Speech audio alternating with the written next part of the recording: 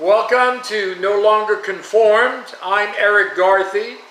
We are in class with Joseph, Lessons in God's Plan. In today's session, we'll be looking at Genesis 39, verses 1 to 23, the training course for God's plan. Let's read that chapter. Genesis chapter 39, beginning with verse 1. Now Joseph had been taken down to Egypt, and Potiphar, an officer of Pharaoh, captain of the guard, an Egyptian, bought him from the Ishmaelites who had taken him down there. The Lord was with Joseph, and he was a successful man. And he was in the house of his master, the Egyptian. And his master saw that the Lord was with him, and that the Lord made all he did to prosper in his hand. So Joseph found favor in his sight and served him. Then he made him overseer of his house, and all that he had he put under his authority.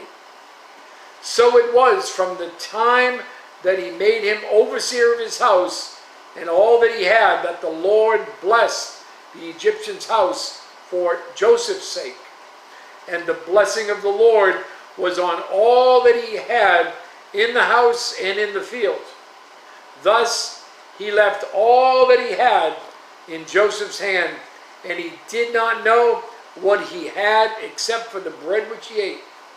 Now Joseph was handsome in form and appearance. And it came to pass after these things that his master's wife cast longing eyes on Joseph. And she said, "Lie with me." But he refused, and said to his master's wife, "Look, my master does not know what is with me in the house, and he has committed all that he has to my hand.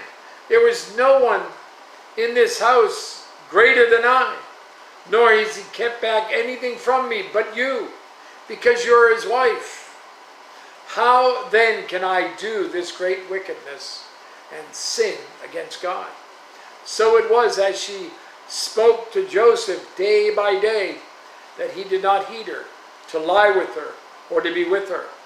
But it happened about this time, when Joseph went into the house to do his work, and none of the men of the house was inside, that she caught him by his garment, saying, "Lie with me." But he left his garment in her hand, and fled and ran outside. And so it was, when she saw that he had left his garment in her hand and fled outside, that she called to the men of the house and spoke to them, saying, "See, he has brought into us a Hebrew to mock us. He came into me to lie with me, and I cried out with a loud voice. And it happened, when he heard that I lifted my voice and cried out, that he left his garment with me and fled and went outside." So she kept his garment with her until his master came home. Then she spoke to him with words like these, saying, "The Hebrew servant whom you brought to us came into me to mock me. So it happened, as I lifted my voice and cried out, that he left his garment with me and fled outside. So it was, when his master heard the words which his wife spoke to him, saying, 'The servant did to me after this manner,' that his anger was aroused. Then Joseph's master took him and put him into the prison, a place where the king's prisoners were confined, and he was there in the prison. But the Lord was with Joseph, and showed him mercy, and gave him favor in the sight of the keeper of the prison. And the keeper of the prison committed to Joseph's hand all the prisoners who were in the prison. Whatever they did there, it was his doing.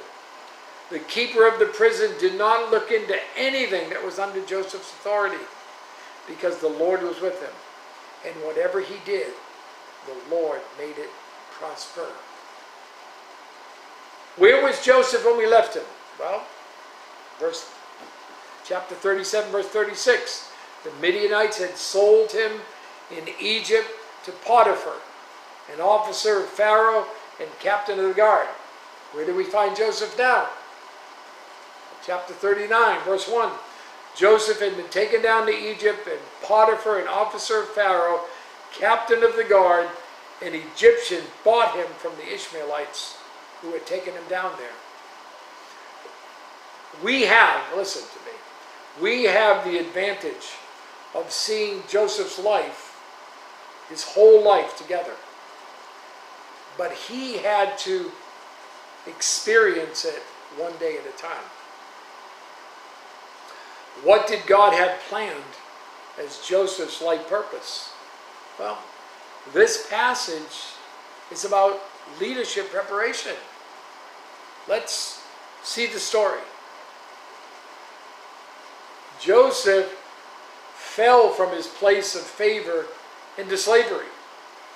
But verses 1 through 6 record that he regained a special position. Kind of zoom in on verse 5 and then look at verse 3. Verse 5, so it was from the time that he had made him overseer of his house and all that he had, that the Lord blessed the Egyptian's house for Joseph's sake. And the blessing of the Lord was on all that he had in the house and in the field. And then look at verse 3. And his master saw that the Lord was with him, and that the Lord made all he did to prosper in his hand. God was overseeing the circumstances of Joseph's life. He found favor, gave him favor, verses 4, verse 21. Blessed him, blessing, verse 5. Showed him mercy, verse 21. God was in control, making him successful as overseer of the house. Joseph was very much in charge. He had authority. Potiphar made him overseer of his house in all that he had, verse 5. And he had trust. He left all that he had in Joseph's hand, verse 6. In the process of leadership preparation, Joseph had to learn an important lesson by resisting a sinful proposition. That's what verses 7 all the way down to verse 18 are all about. Verse 9, look at it. And then go back and look at the second part of verse 6. There is no one greater in this house than I, nor has he kept anything back from me but you, because you're his wife. How then can I do this great wickedness and sin against God? And then the second part of verse 6. Now Joseph was handsome in form and appearance. Listen what he said. He said, how can I do this great wickedness? We're called to have convictions. Have convictions based on God's word. Joseph had the utmost respect for his master. What about you and your master Jesus? Joseph was committed to a holy life before God. Psalm 51 and verse 4. The first part of it, King David says, against you, you only have I sinned and done this evil in your sight. Her continual efforts failed. She couldn't seduce him. He had strong convictions with no yielding. 1 Corinthians chapter 10, verse 13. No temptation has overtaken you except such as is common to man. But God is faithful, who will not allow you to be tempted beyond what you're able, but with the temptation will also make the way of escape, that you may be able to bear it. At the most intense moment of temptation, Joseph fled. Hey, hold on a second. Notice the reference to his garment in verse 12. Once again, a piece of Joseph's clothing was used in a conspiracy against him. Verse 17 is interesting to note. It's the old shift the blame game that began in the Garden of Eden Adam to Eve, Eve to the snake, and now Potiphar's wife to Potiphar. The Hebrew servant whom you brought to us. Listen, the path of leadership, preparation, often takes unusual turns. Verses 19 to 23 bring Joseph back to a shameful place. The key here is verse 20. Then Joseph's master took him and put him into the prison, a place where the king's prisoners were confined. And he was there in the prison. God's providence is in action. Even in prison, Joseph would be called to Pharaoh from that prison, from that place. Joseph again rose to a place of authority and trust. But this chapter ends similar to chapter 37. Why did this happen to Joseph again? As a church body, we can never win spiritual battles corporately unless the war is first waged on a personal level. There are three sections to Joseph's rise and fall here. The rise as a favored steward, the encounter with temptation, and the fall into prison.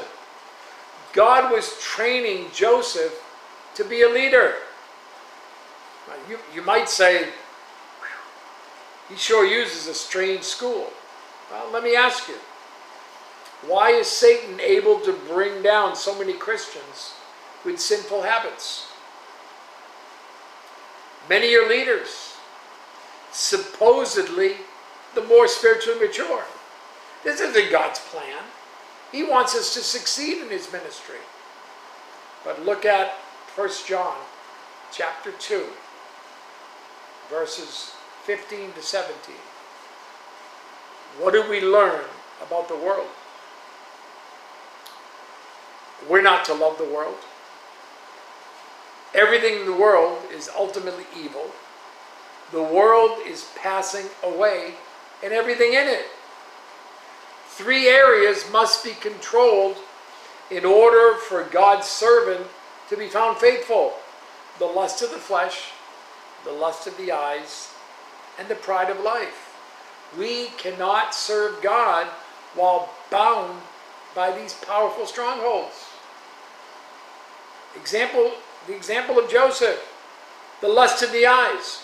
Joseph went from being a son to becoming a steward. Christians must learn to be faithful stewards of Christ.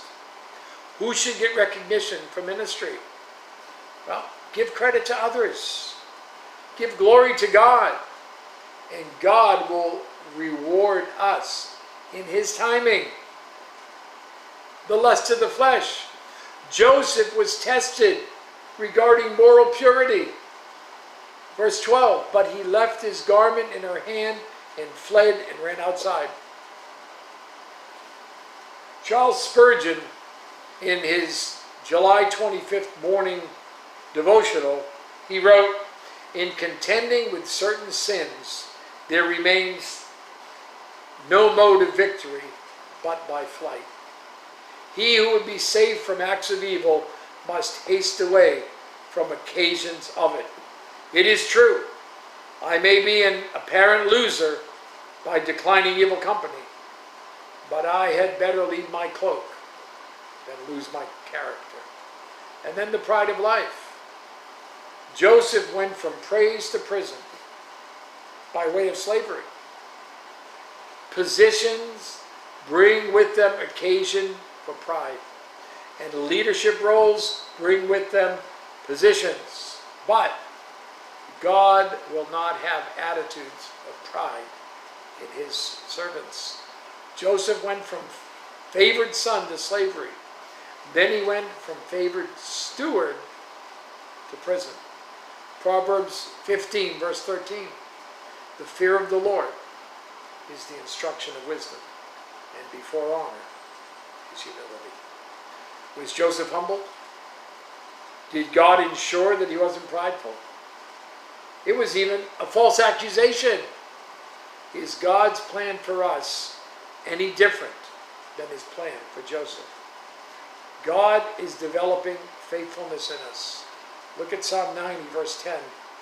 The days of our lives are 70 years, and if by reason of strength they are 80 years, yet their boast is only labor and sorrow, for it is soon cut off and we fly away.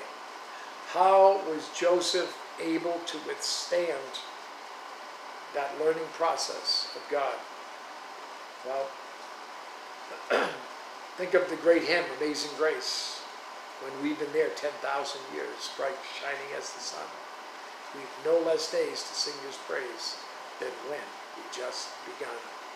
70 years is nothing compared to 10,000 years. And 10,000 years is nothing compared to eternity.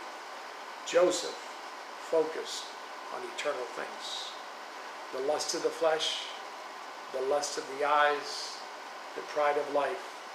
So many Christians are, as someone once wrote, forever persons playing around with passing away stuff. You have a great day.